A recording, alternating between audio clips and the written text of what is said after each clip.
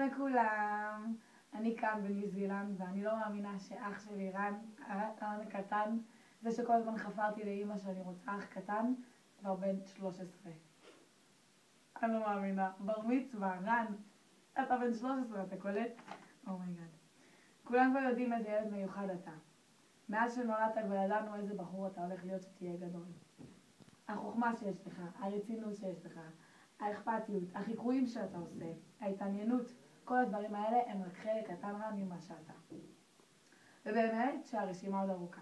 אני רוצה לאחל לך לבר מצווה שיהיה לך המון המון מזל טוב, שיהיה לך רק מזל בחיים כי זה הדבר הכי חשוב בחיים רן, שתצליח בלימודים, שתמצא חברה לחיים, שהחיים תמיד יחייכו לך, וזהו רן מעכשיו, אתה כבר רן, הבחור, רן הגדול, הוא כבר לא ילד קטן. מכאן החיים מתחילים להיות לך עם המון מחויבות. אז אני מאחלת לך רן, דרך צלחה בכל מה שתבחר.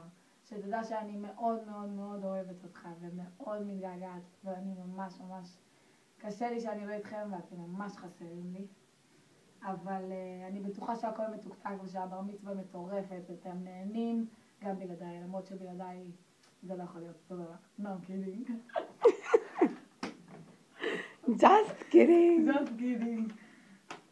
אנחנו נדפקנו קצת מהעגלות, אין מה לעשות. וזהו, סתם. הייתי חייבת להכניס כמה משפטים מעצמי. רנצ'י, החיבור שיש בינינו זה חיבור שאי אפשר לתאר במילים. לפעמים אני חושבת שאתה האח הגדול שלי ואני האחות הקטנה. כשאני צריכה עם מישהו לדבר על החבר שלי, על הלימודים שלי, סתם דברים על החיים, אני מוצאת את עצמי יושבת איתך ומדברת. אני פשוט, זו הזדמנות כאילו להגיד לך תודה, שזה לא מובן מאליו שיש לי אח כזה קטן שמבין הכל בחיים, ואני כל כך שמחה שקיבלתי מתנה כזאת. וזהו, מה עוד אפשר להגיד? שאני אוהבת אתכם ואני מתגעגעת אליכם, ואני בטוחה שתהנו היום. רן, זה היום שלך לעשות חיים, ומכאן החיים האמיתיים מתחילים. אז אני מאחלת לך המון בהצלחה בכל החיים, אני אוהבת אתכם, מתגעגעת, אוהבת.